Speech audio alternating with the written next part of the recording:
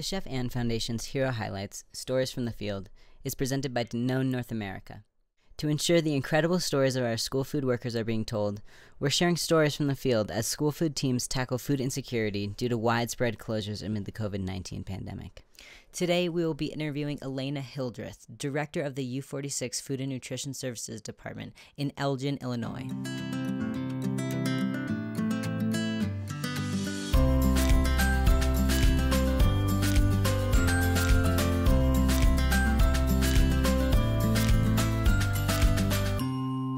Thank you so much for your time today, and I really appreciate it. I know you must be crazy busy right now. It's okay. Now things have kind of calmed down. Yeah, well, I'm really glad to hear you say that they are coming down.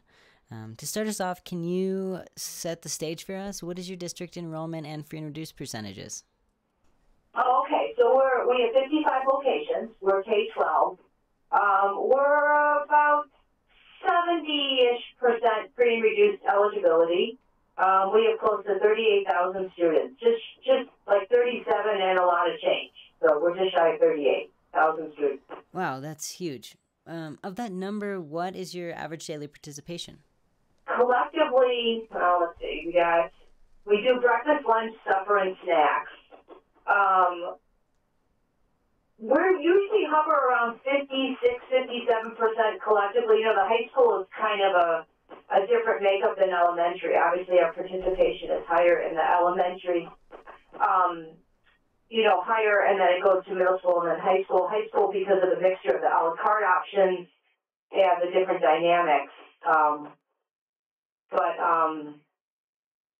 would say overall we're sitting about 56, 57%. Well, actually, you know what, I lied. That's I guess it is about 56% collectively between breakfast, lunch, supper at the site.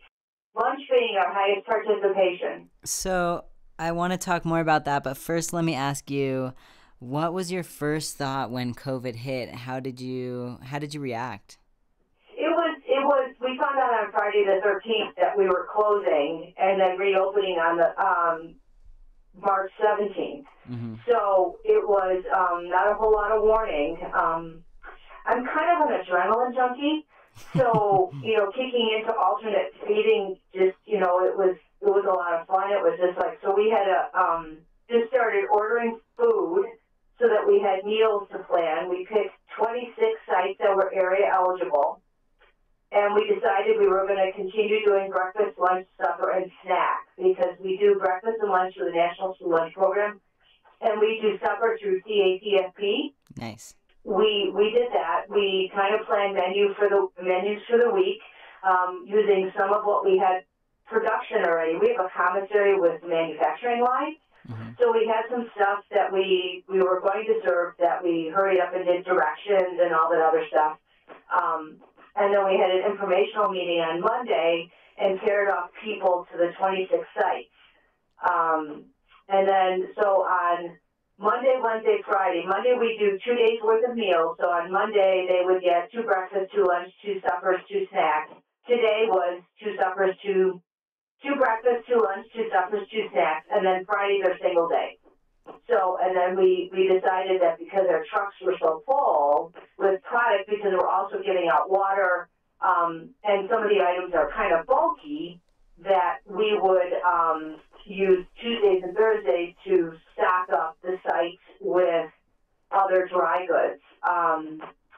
First thing I did was order T-shirt bags. I started on Friday the 13th. That was the first phone call. First thing I did was order T-shirt bags because we needed something to put the food in. Mm-hmm. So that it was easy packing. And so we really kind of got it down to a science.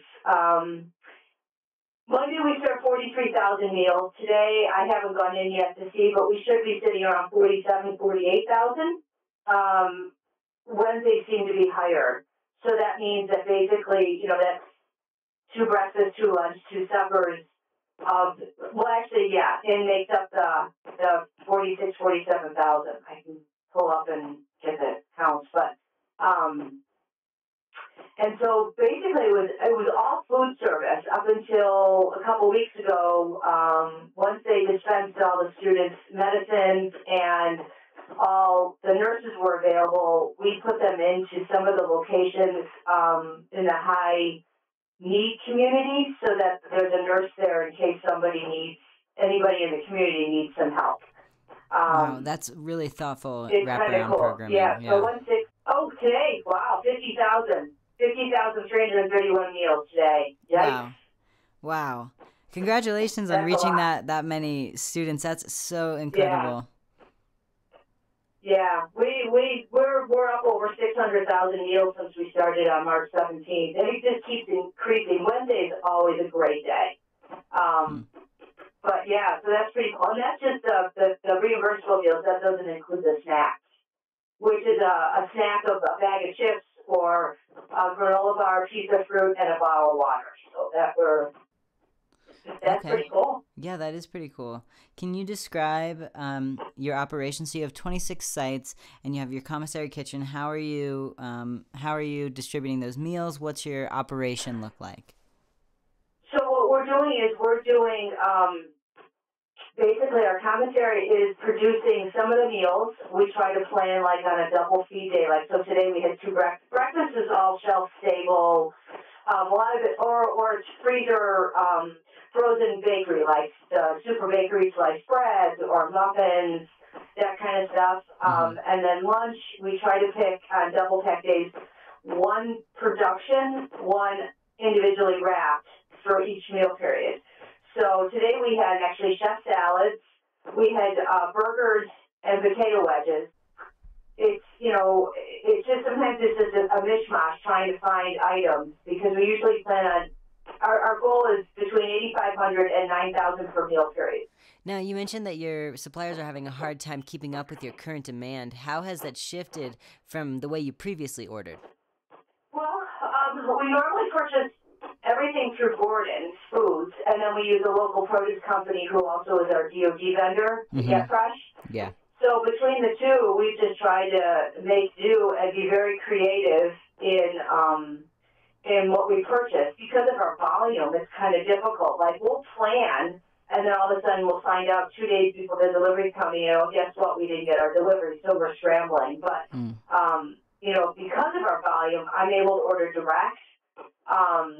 And because we have the warehouse, we're able to kind of do a little flexibility. And we've maintained the integrity of the National School Lunch, the meal regulations as much as we can. We overserve the fruits and vegetables. Sometimes, like today, the salad, we did a mini cornbread, individually wrapped cornbread, muffins with the salad. So, we were short of grain. Just kind of we're trying to do the best that we can to stay up with the meal components, but sometimes it's just availability. Like the DOD money is pretty much gone. Well, I'd love to hear about your Commissary Kitchen and how you do prep versus how you get things out to your individual sites and how your individual sites are preparing their meals.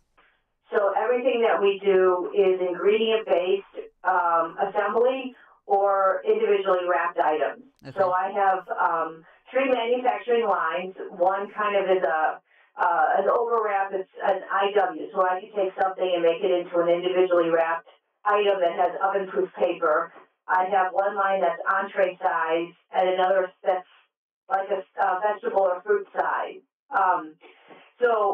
Under normal, we would be running as much as we can down the lines, and then we ship them out, and then they actually are heated on site. So we have the 41 elementaries, which normally then would receive the goods and then cook on site. They would reheat in these special ovens.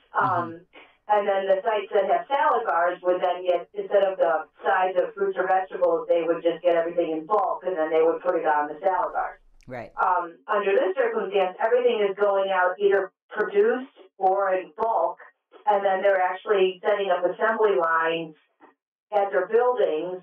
Each one is a little different the way they do it, and then they assemble breakfast, lunch, supper, snack in grocery bags, T-shirt bags, and then they dispense it. So they get in between 7 and 7:30. Some sites serve an awful lot, some are smaller, and then we actually open to the public from 10 to 11:30. I see. So when you're open to the public, is it what you have remaining, or are you preparing extra for? Well, so we open up for meal pickup from 10 to 11:30. So it's Oh, not I just see. for our district. It's anybody under the age of 18. So anybody could come up and say, I have 2 kids at home, and we give them meals for 2 kids. And how do you prepare for that? It was a lot of trial and error at the beginning, over and under. Mixing it with some shelf-stable items or items that are individually wrapped, they can kind of gauge at the site. Like I have one site over here that does 575 bags. So they'll prepare up to that, but they'll have extras in case they need a few extras. There is a local church that has partnered with a couple of our schools in their community, and then they've been donating prepared meals as well. So we've been giving them out as extras because we don't make them, I don't buy them, so we're not claiming them, but we're kind of their dispensing platform. Right. But some school, like one school that did 575, they ran out at 11:15. But people start lining up at 9:30, even though we don't open till 10. And today was a really nice day, so it's weather-wise. Now it's crappy rain, but sometimes we run out. We have schools close enough that they'll say, hey, go over to this one. I know they have meals. We've tried to kind of call around. It's tough.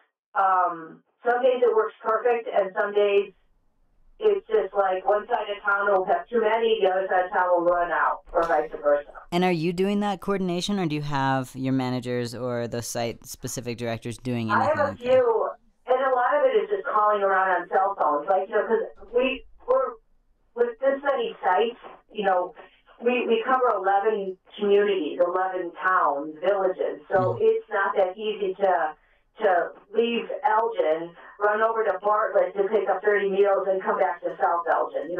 Right. If they know ahead of time, we'll make calls around, or people will call around schools that are close to them and say, hey, I'm running really low, can I come by and pick up some? And we'll do that. But and sometimes we get caught and we're short, and then the next time we just make sure we have extra, and then try to communicate out, hey, we got extra today, come back, Right. Wow, that's incredible coordination. I totally understand that it's hard. It sounds like a feat in itself. Just quickly, back to your staff, are you taking any special PPE protocols? So we had gloves, and then all the time, because we have tons of gloves. Gloves is common. We have a limited supply of masks. So at first they were doing one every day. Only the ones that were outside dealing with the public, the ones back in production, weren't wearing them. Now everybody is required to wear one, and it's one for the week. And then our health services did like the proper protocol with the brown paper bag, how to take it off. There was a local organization that handmade masks for us. They're dropping them off on Friday, so everybody will get one of those that you wash. Some of our staff has been very creative and made a bunch. Mm-hmm. Some are using it to express their personal, flair. Right now we're holding steady with masks.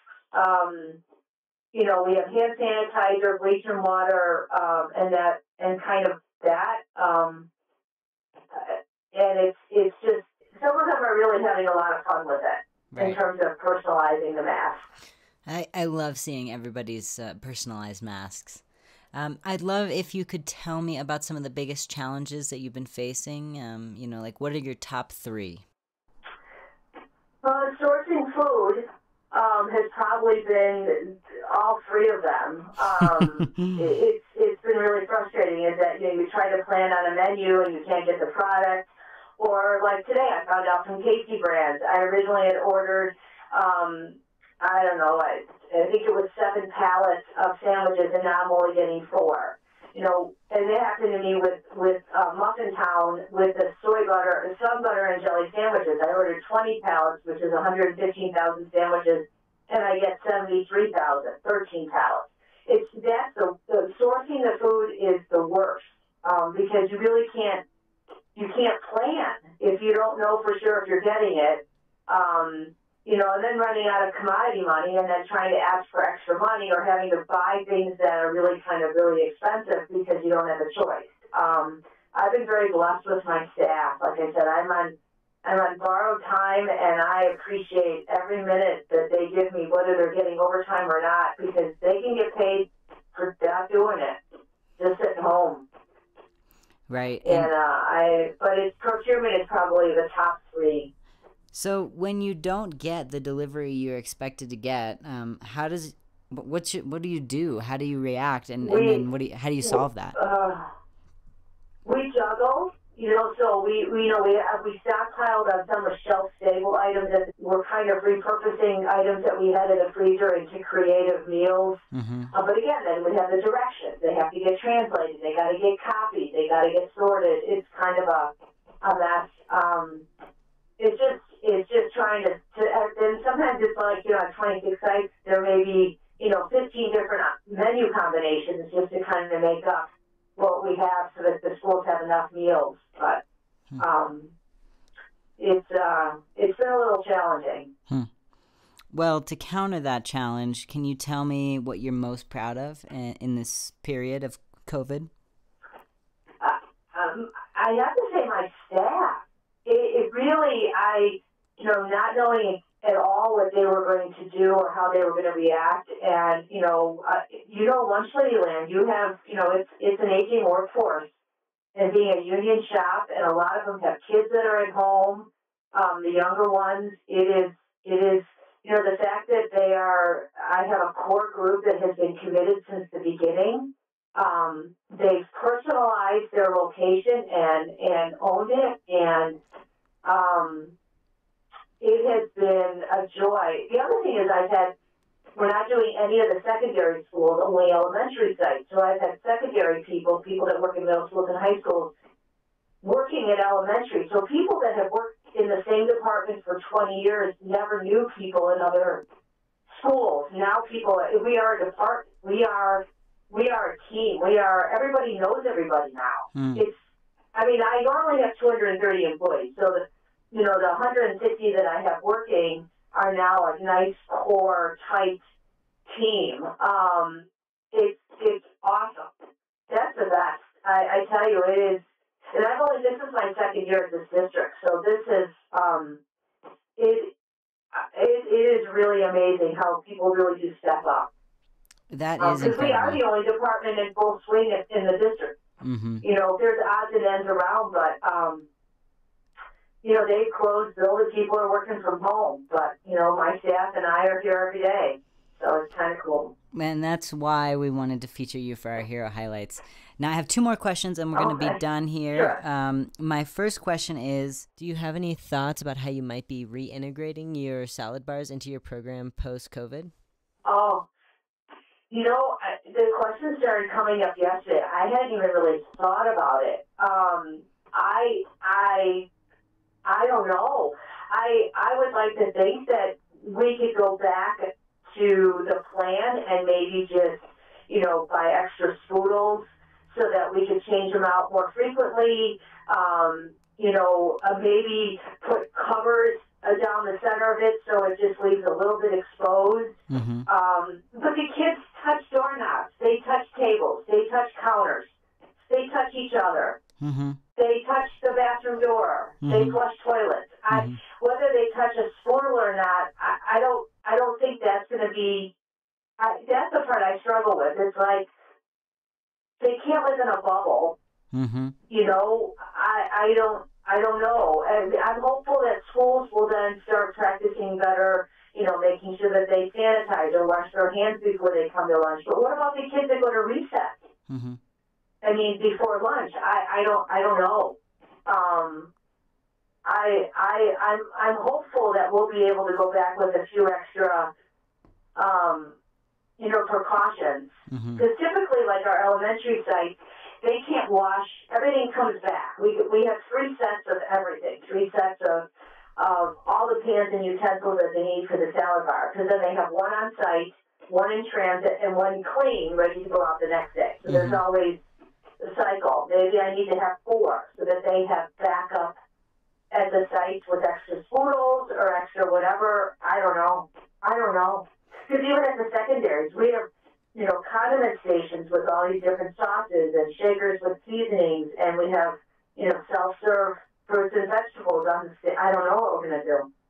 Well, I would love to hear what you do come up with whenever you do come up with it. We are interested in how to support districts in continuing to serve. We believe that self-service is a crucial element to healthy eating, especially with salad bars and portioning. And they love this. Elementary kids love the salad bar. When I first rolled it out or told them about it last year, they're like, no. And it's more cost effective for me. The perception is amazing, and the kids get to pay it. Right. I don't know. I'm hopeful we'll be able to figure something out. Because even squeeze bottles at the high school, that we put out with all the different sauces. How everyone's touching the bottle. I don't know. Well, but if we do use the signs like you guys have on the website, all of those we printed and put out. If there is any signage that would help educate in English and in Spanish in terms of touching, that kind of stuff, we'd be happy to. Your marketing is great. Thank you.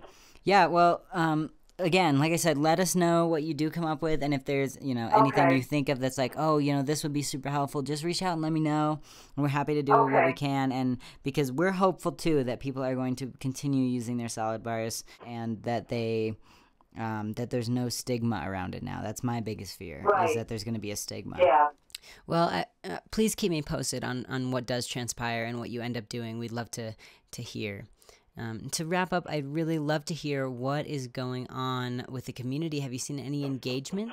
There's been a lot of really good comments on social media. So a lot of my staff will post, like they'll do a menu setup, like they'll post a picture of what they're serving, and there's been a lot of really good feedback about, what we're doing. And people have become, people out that are picking up meals have expressed their gratefulness and have just, sometimes as simple as saying thank you to our staff when they come by is huge. And my faith in mankind has been restored a little bit. I have to tell you, I was getting a little cynical in my old age, and I think we're good. We're in a better place. Well, I'm really glad to hear that your faith has been restored. Yeah. There was it's interesting, and I think the ones that really do need it have been super grateful, and some of our staff as well. They're getting their meals as well, so I think that's helped them take one load off of their plate. So. Yeah, and I honestly think just goes to show how much of an impact this virus is truly having. Yeah. Well, Elena, thank you so much for taking the time to chat with me today. I know our listeners are really going to love this story. Oh, my goodness. And we really wish you the best with your program and are looking forward to hearing updates when you can send them. And I hope that you have a great rest of your day, and I'm looking forward to connecting again soon. Okay. Thank you. Thank you for tuning in to another Hero Highlights. We hope you have some insights to take away from Elena in Elgin, Illinois. Just a reminder, if you have anyone you think should be featured, please send an email to misa@chefandfoundation.org. Hero Highlights is a program of the Chef and Foundation, who carries out our vision by ensuring that school food professionals have the resources, funding, and support they need to provide fresh, healthy, delicious, cook-from-scratch meals that support the health of children and our planet. The Hero Highlights series is sponsored by Danone North America, who offers a variety of brands that kids and parents love, including Danone, Silk, Horizon, Organic, and many more. The company's mission is to bring health through food to as many people as possible, and greatly values its partnership with the Chef and Foundation to bring this vision to life within K-12 food service. Learn more at DanoneAwayFromHome.com.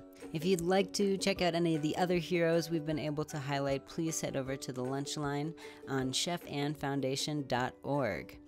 Thank you, and I hope you have a great day.